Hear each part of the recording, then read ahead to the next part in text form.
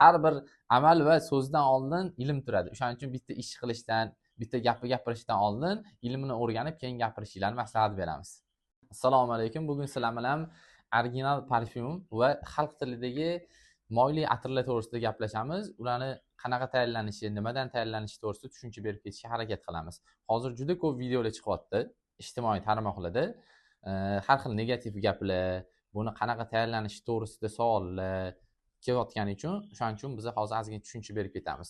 Qanaqa moylar bo'ladi, ularning sifatlari, ularning turlari bo'yicha va ular qanaqa sharoitda tayyorlanadi, kim tomonidan tayyorlanadi, qayerda tayyorlanadi, hammasini tushuntirib berishga harakat qilamiz. Xo'p, moylarni parfyum uchun umumiy o'zi konsentrat moylarini turlari bo'ladi. Aromatizatorlar uchun chiqarilgan moylar bo'ladi. Bitovoy ximiya uchun, misol uchun, parashok uchun, gellar uchun va boshqa narsalar uchun chiqarilgan moylar bo'ladi. Va kosmetika mahsulotlari uchun chiqarilgan moylar bo'ladi. Keyin aynan parfyum uchun chiqarilgan moylar bo'ladi. Atir qilib ishlatishga mo'ljallangan bo'ladi ular. Keyin parfyum uchun chiqarilgan moylarni ham turlari bo'ladi. Ular bo'linadi sifatga va narxi bo'yicha ham farq qiladi. Misol uchun, arzon moylar bo'ladi va qimmatlari bo'ladi, darajama-daraja bo'linib ketadi. Xo'p, ularning farqi nimada bo'ladi? Arzon moylarni narxini arzonlashtirish uchun ularga DPG degan modda qo'shiladi. U parfyumni suyultirib beradigan. Bu degani originalda yoki qimmatda yo'q bo'ladi degani emas. Hamma atirlarning ichida bo'ladi. Hattoki flakonli original atirlarning ichida ham u modda bo'ladi, DPG moddasi. Bemalol tekshirib ko'rsanglar bo'ladi. Uni insonga hech qanaqa ziyoni yo'q. Lekin narxini arzonlashtirish uchun arzon moylarga o'sha moddadan ko'proq qo'shilinadi, konsentratni suyuqlashtirib, narxini arzonlashtiradi. Yoki konsentrat tayyorlanayotganda unga naturalniy ingrediyentlarning o'rniga sintetika qo'shiladi. Sintetikalar bilan alishtiriladi, narxi arzonlashtirish uchun. Yana bitta uslubi bu, narxi tushirishi. Keyin undan keyin yana bitta uslubi borki, narxi tushirishi umumiy atirlarning piramidasi, notalarning piramidasi bo'lsa, u yoqdan bir-biriga o'xshagan notalarni olib tashlashadi bitta-bitta. Misol uchun limon, lime, mandarin, sitrus notalaridan bitta-bitta qaysi turini olib tashlashadi, bir-biriga o'xshash bo'lganini. Atirni ishlatganingizda uncha bilinmaydi. Shunaqa qilib moylarning narxini tushirishadi. Lekin premium sifatdagi tayinlangan moylar parfyumerlar tomonidan, texnologlar tomonidan zavodda sertifikatlari bilan tekshirilgan holatda chiqariladi. Har bitta aromatda, har bitta hidda sertifikati bo'ladi, IFRA degan. Bu insonga zarari yo'q to'g'risidagi sertifikat har bitta aromat uchun olinadi. Chunki bu parfyum uchun chiqarilgan moy inson o'ziga sepib ishlatadi. Endi buni ziyoni bormi, yo'qmi degan savolga ziyoni yo'q, lekin har bitta odamni o'zidan kelib chiqqan holatda kimdir spirtga yoki atirga, o'tkir hidga allergiyasi bo'lishi mumkin. Yoki misol uchun og'zingizga yoki burningizga kirib ketgandan keyin u sizga qanaqadir nojo'ya ta'sir o'tkazishi mumkin. Bu endi ishlatilishdagi xatolikdan kelib chiqadi. Lekin bu atir sifatsiz degani emas. Agar odamning o'zini allergiyasi bo'lsa yoki atirga nisbatan qanaqadir organizmga noto'g'ri ta'sir qiladigan bo'lsa, bu boshqa atir ishlatganingizda ham, flakonda original atir ishlatganingizda ham bo'lishi mumkin. Bu istisno emas hech qanaqa. Bu nima deydi? Ko'chadan moyli atir tayyorlattirdim, shu moyli bo'lgani uchun menga ziyon yetkazdi degan narsa yo'q. Chunki aynan biz o'zimizning mahsulotlarga garantiya beramiz. Bu har bittasini sertifikati bor, har bittasini hujjati bor. Tekshirilgan har bitta aromatda, har bitta hidda. Hech qanaqa muammo yo'q bundan. Eng sifatlisini olib kelamiz.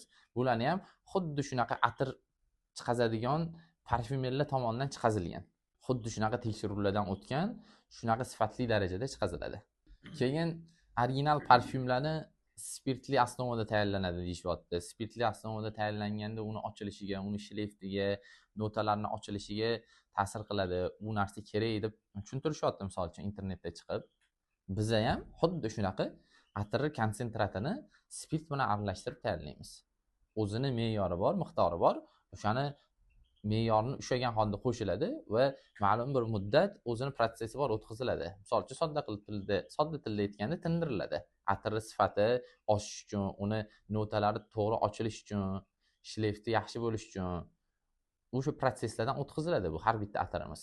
Bu ma'lumotlarni berishimizdan maqsad ba'zi bir sotuvchilar xato qilayotgan bo'lishi mumkin. Boshida aytib o'tdik, aromatizatorlar uchun yoki bitovoy ximiya uchun, poroshyok gellar uchun chiqazilgan moylani olib turib atir tayyorlayotgan bo'lishligi mumkin. Nega? Chunki ular narxi ancha arzon chiqadi va olib kelib sotayotgan, ularga berayotgan odamlar bu ma'lumotni bermayotgandir. Ular qiziqishmayotgandir.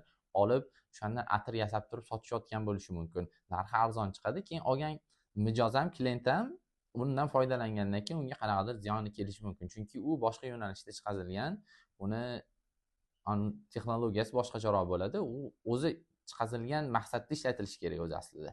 Endi sizlarda savol tug'ilayotgan bo'lishi mumkin. Aynan biza qanaqa moylardan, qanaqa konsentratlardan foydalanamiz? Biza aynan parfyum uchun chiqazilgan konsentratdan foydalanamiz va eng yuqorisi maksimal darajada originalga yaqin bo'lgan, uni shleyti bo'yicha, stoykisi bo'yicha, uni notalari bo'yicha hammasi xuddi shu original qanaqa bo'lsa, o'shanga o'xshatib chiqarilgan bo'ladi va bu parfyumerlar tomonidan chiqaziladi. Buni ishini ustalari chiqazadi va ba'zi holatda bizani konsentratlarimiz originaldan kuchliroq bo'lishi mumkin, originaldan yaxshiroq bo'lishi mumkin. Aynan qaysidir parfyumimizda biz ishlatadigan konsentratlar Angliyadan olib kelinadi. Angliyani CPL Aromas degan kompaniyasi tomonidan chiqaziladi. Va aytib o'tishim kerakki, har bitta parfyumimizda, har bitta atirimizda IFRA degan sertifikati bor. Bu sog'liqqa ziyoni yo'qligi, inson ishlatsa bo'lishi to'g'risidagi tekshiruvlardan o'tgan. Sizlarga bu videoda original atirlar bilan bizani atirlarning farqini tushuntirib berishga harakat qildik. Kimda savollar bo'lsa, bemalol murojaat qilsanglar bo'ladi. Savollaringizga javob beramiz. Ofisimizga kelsanglar kutib olamiz bemalol. Keyin sizlarga bitta narsani aytib qo'ymoqchimanki, bizani atirlarni boshqa moyli parfyumlar bilan yoki boshqa firmalarning, boshqa brendlarning moyli parfyumi bilan solishtirmasanglar ham bo'ladi. Biz original atirdan andaza olgan holatda chiqarishga harakat qilamiz va maksimal darajada shu original atirga o'xshashini ta'minlashga harakat qilamiz. Bizani atirlarni bemalol original atirlar bilan solishtirib, tekshirib, keyin xarid qilsanglar bo'ladi bemalol. Har bir amal va so'zdan oldin ilm turadi. O'shaning uchun bitta ish qilishdan, bitta gapirishdan oldin ilmini o'rganib, keyin gapirishinglarni maslahat beramiz.